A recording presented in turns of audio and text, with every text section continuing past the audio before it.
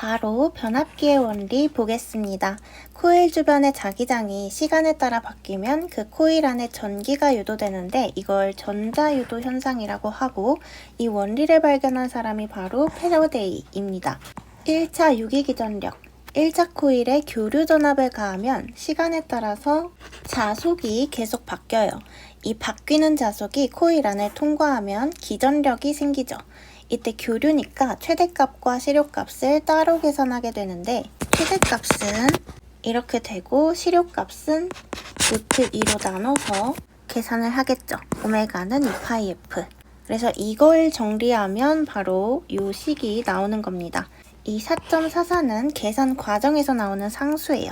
그리고 2차 코일에도 똑같이 자속이 변하면서 기전력이 유도됩니다. 그래서 최대값과 시료값도 1차와 같은 방식으로 구할 수 있고, 최종적으로는 2차 유기 기전력도 E2는 4.44, F'M 최대 자속, 그리고 N2 이렇게 된다. 그 다음 변압기 권수비는 거의 변압기에서 가장 중요한 개념이에요. 전기기기에서도 중요하지만 회로이론, 전자기학 뭐 다 중요하다고 봐야 돼요. 그래서 권수비는 1차 권선과 2차 권선의 감은 수 비율을 말하고요. 그래서 N2분의 N1, E2분의 E1, 그리고 전류만 지금 I1, 원이 분모에 들어가 있어요. 이거 헷갈리시면 안 되고 임피던스에는 루트를 씌워줘야 한다는 것까지 암기를 확실히 해둡시다. 변압기의 누설 리액턴스.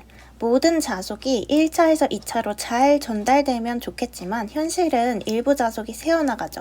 이걸로 인해서 생기는 교류 저항을 누설 리액턴스라고 하고요. 식은 L분의 뮤S N제곱. 그래서 L은 길이고, 뮤는 투자율, S는 단면적, N은 권선수죠. 그래서 인덕턴스가 이 권수의 제곱에 비례관계고, 리액턴스도 제곱에 비례한다는 거, 이거를 기억을 해둬야 돼요. 만약에 코일 권수가 4배가 되면 리액턴스는 제곱이니까 16배가 되는 거죠.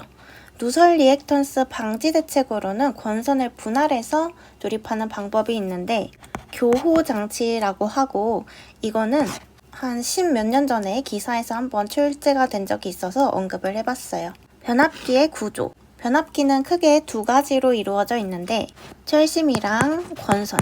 이 철심은 자석의 역할을 하는 부분이죠. 전기 에너지를 자기 에너지로 바꿔주는 통로 역할. 그리고 권선, 코일은 구리선이 여러 번 감겨있는 부분이에요.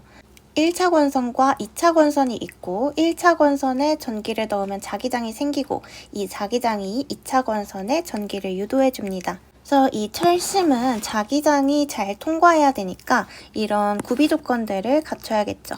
일단 투자율이 커야 됩니다. 자기장이 잘 흐르도록 하는 성질이라고 생각하면 돼요. 그리고 히스테리시스, 개수가 작을 것. 에너지 손실이 적은 재료여야 되니까 규소가 약 4% 들어간 강판을 사용합니다. 성층 철심 구조일 것. 얇은 철판을 여러 겹 쌓아서 만드는데 이렇게 하면 와류손을 줄일 수 있어요. 변압기 절연료의 구비 조건.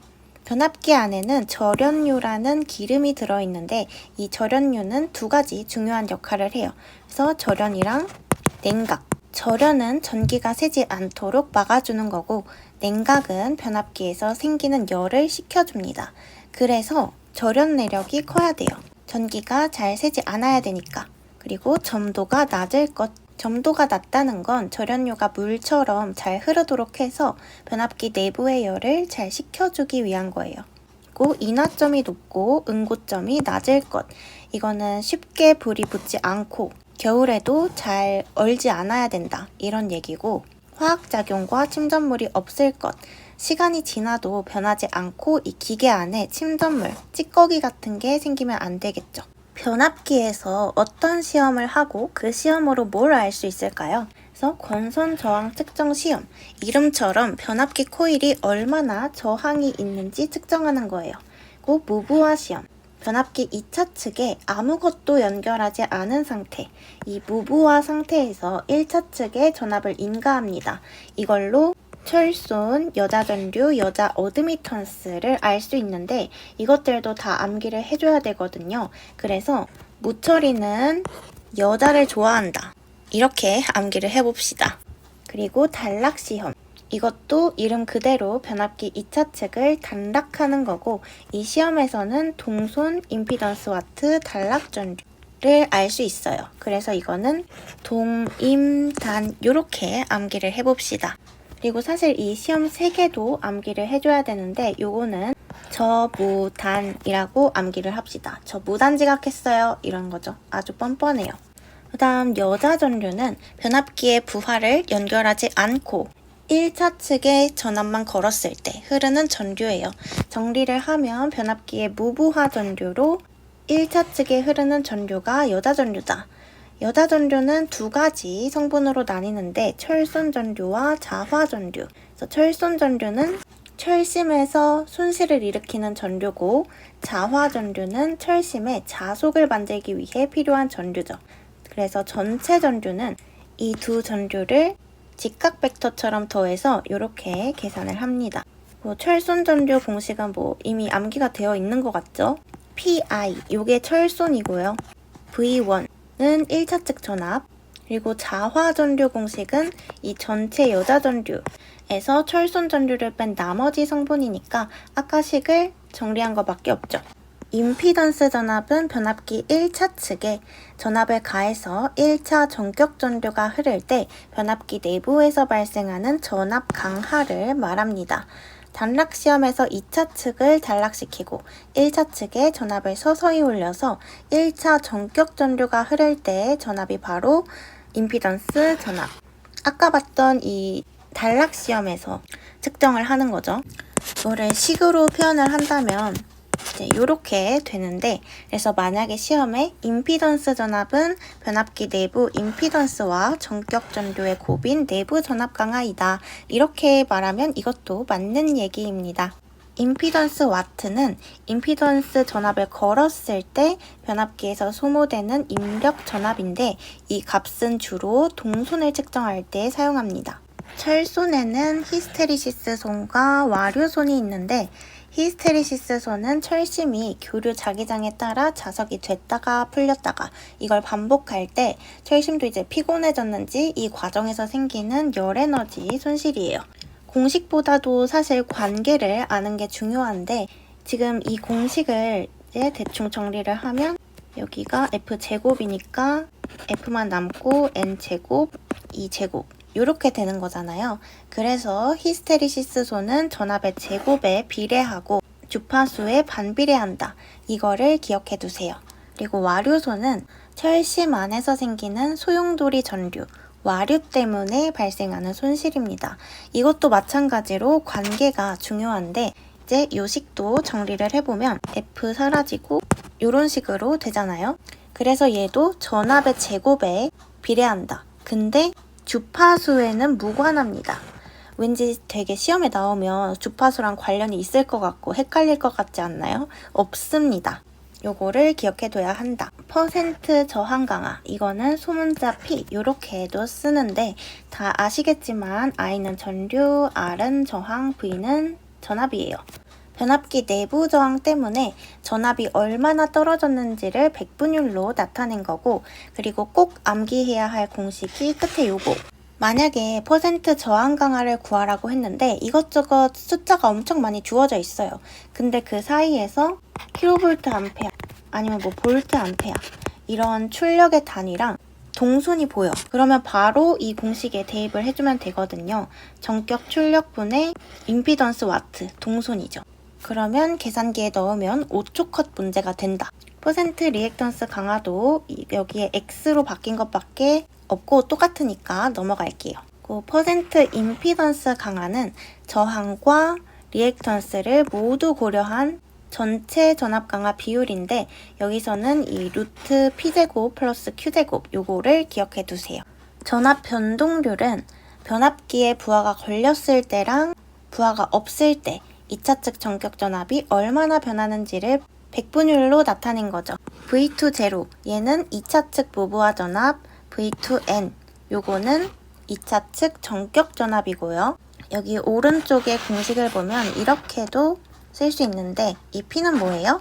저항 성분에 의한 전압 강화율, Q는 리액턴스, 유도성 성분에 의한 전압 강화율이죠.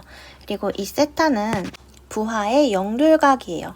그래서 여기 기호가 만약에 플러스면 지상역률, 마이너스면 진상역률입니다.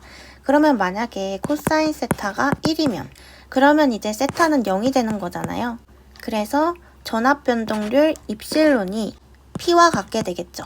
이 얘기 하니까 문제가 어떻게 나올지 좀 예상이 가시나요? 사실 산업기사에서는 이 공식이 잘 안 나오긴 하는데 기사 준비하시는 분들은 잘 아셔야 합니다. 그리고 마지막으로 최대 전압 변동률. 이것도 이제 저항과 리액턴스에 의한 전압 강화율을 합성해서 최대값을 구하는 공식입니다. 변압기가 병렬로 잘 동작하려면 몇 가지 조건이 맞아야 되는데 극성이 같을 것, 극성이 다르면 큰 순환전류가 흘러서 변압기가 손상될 수 있고요.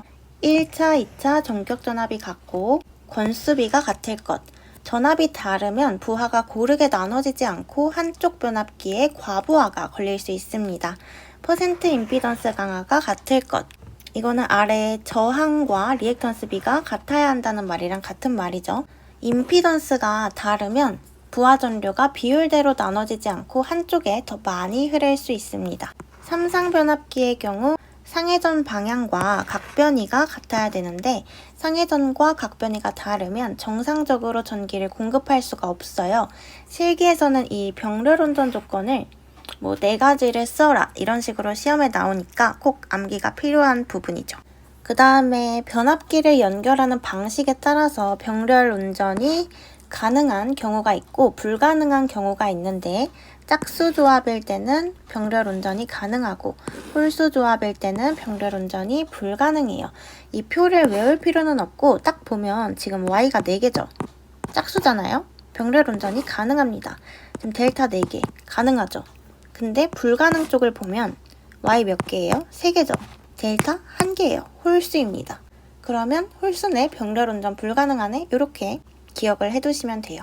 병렬 운전 시 부하 분담은 2대의 변압기가 병렬로 연결되면 각 변압기가 얼마나 부하를 나눠서 맞는지가 중요할 거 아니에요.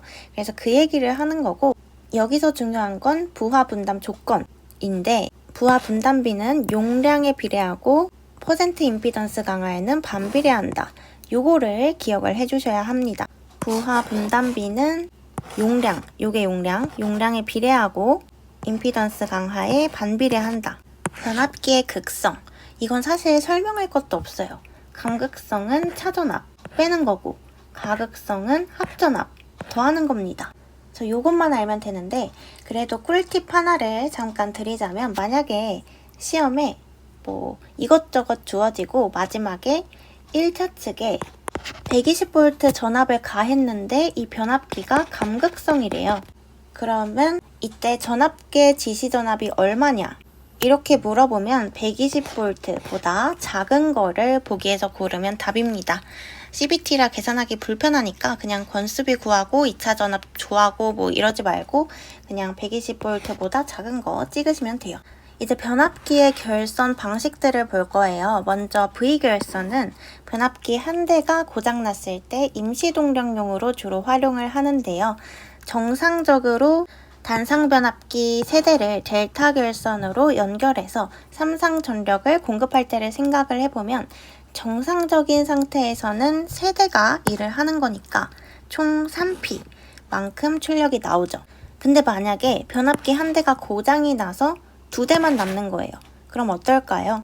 이론적으로는 2대니까 출력도 2P 이렇게 될 것 같지만 실제로는 더 낮은 출력만 낼 수 있어요.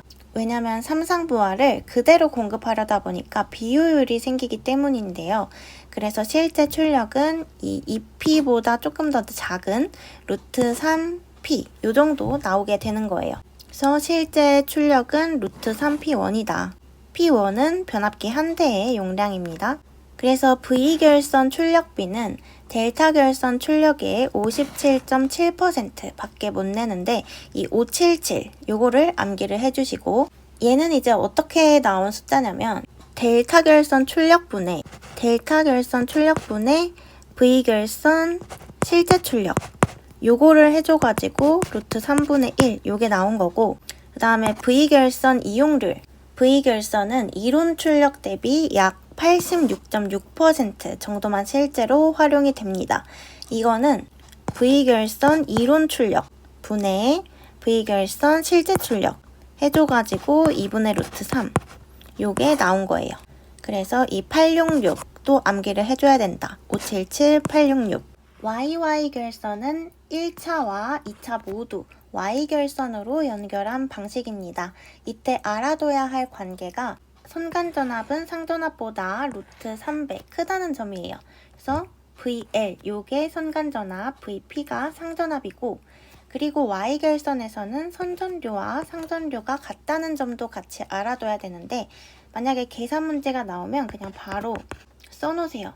Y결선은 VL은 루트 3 VP, 그리고 전류는 같다 이렇게 써놓고 델타는 반대다 해가지고 이번에는 선간전압이랑 상전압이 같고, 그리고 선전류가 상전류보다 루트 3배 크다 이렇게 이거를 적어놓고 하면 헷갈리지 않을 거예요. 그래서 이 YY결선의 장점이 뭐가 있냐 하면은 1차, 2차 모두 중성점 접지가 가능하다. 고압계통에서 중성점 접지는 이상전압 발생을 막아주기 때문에 안전에 더 유리합니다. 그리고 상전압이 선간전압의 루트 3분의 1배이므로 절연이 각 변압기 코일에 걸리는 전압이 작아서 절연이 쉽고 고전압 계통에 적합해요. 그리고 마지막으로 1차, 2차 전압 사이에 위상차가 없어요. 입력과 출력의 위상이 같아서 계산이 쉽고 파형이 왜곡되지 않습니다. 단점도 보면 제3고주파 전류의 통로가 없어서 기전력의 파형이 제3고주파를 포함한 외형파가 돼서 파형이 깨끗하지 못하고요. 부하 불평형에 약한데 부하가 불평형이면 중성점 전위가 변동을 해서 삼상전압이 불평형이 되고, 그래서 송배전 계통에서는 거의 사용하지 않습니다.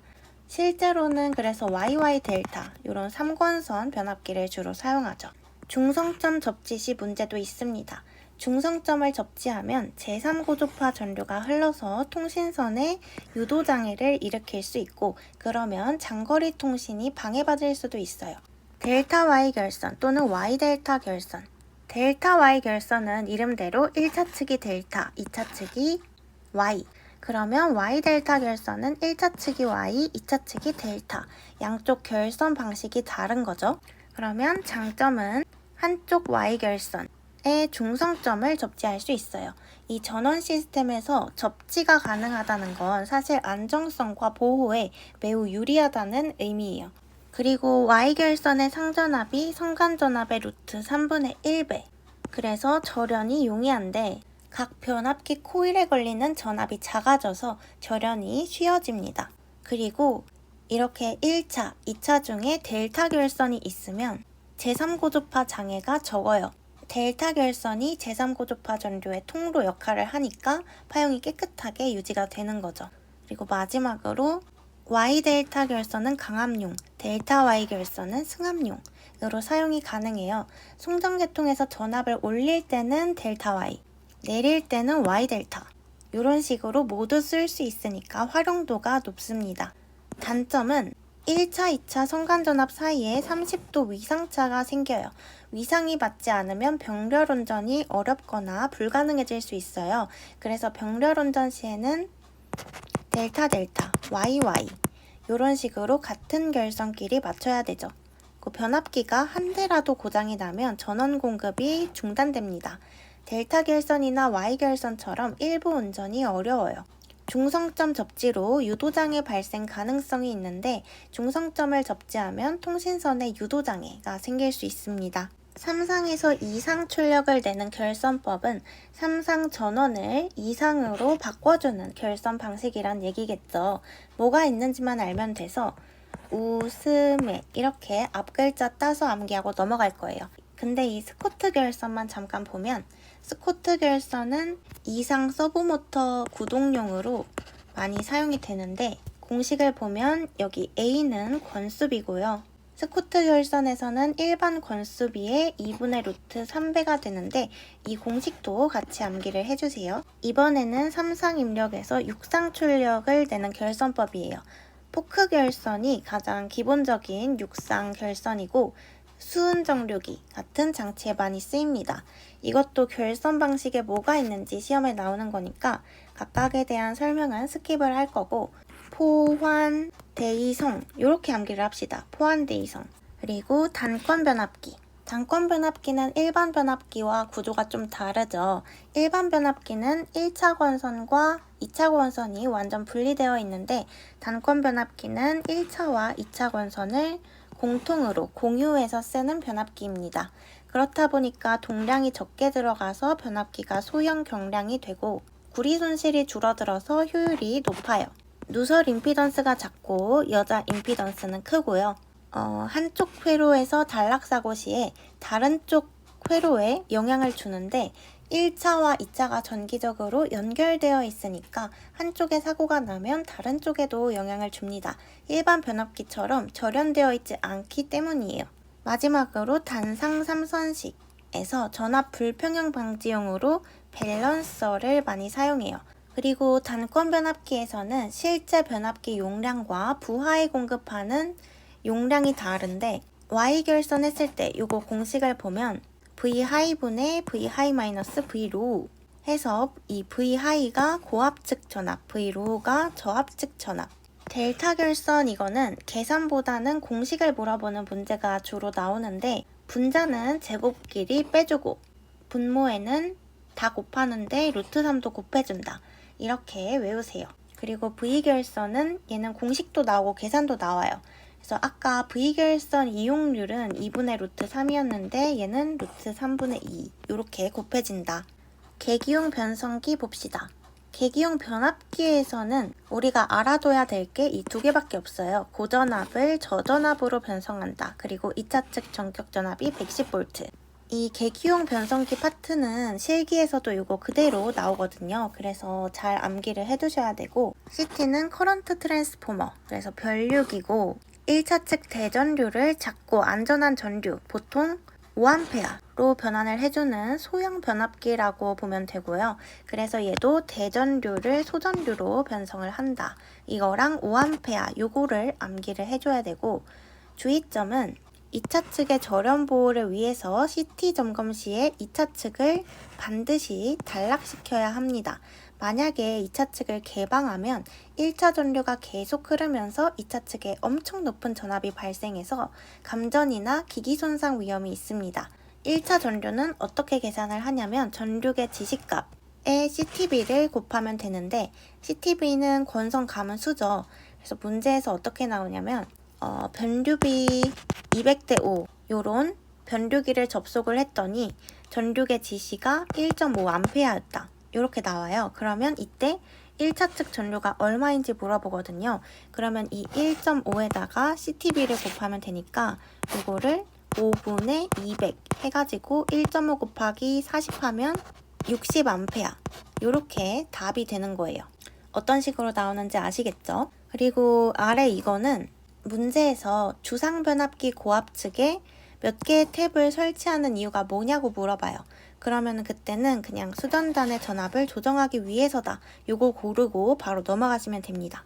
마지막으로 변압기의 보호장치를 볼 건데 변압기는 이 외부에서 과전류나 단락사고가 발생했을 때 이걸 차단하거나 보호하는 장치를 꼭 필요로 해요. 특히 소형 변압기에서는 외부의 보호장치를 따로 설치해서 1차 측이랑 2차 측이랑 각각 보호를 하는데 1차 측에 대표적으로 이 COS라고 컷아웃 스위치를 설치를 하고 2차 측에는 캐치 홀더를 설치합니다. 그 내부 비율 차동 계전기, 얘는 그냥 차동 계전기라고도 하고 87 계전기라고도 합니다. 변압기 1차 측 전류랑 2차 측 전류의 차이를 비교해서 내부 고장 여부를 판단하는 보호 계전기예요. 그리고 브홀츠 계전기는 설치 위치가 중요한데 변압기 본체와 콘서베이터를 연결하는 관 도중에 설치를 합니다. 그래서 이것도 설치 위치도 실기에서 쓰라고도 나오고 필기에서도 물어보는 부분이죠. 그래서 이 정도만 암기를 해주시면 되고 추가적으로 기계적 보호 계전기에는 브홀츠 계전기 말고도 충격 압력 계전기라는 것도 있다. 이 정도만 기억을 해두시면 될 것 같습니다. 오늘 강의는 여기까지입니다.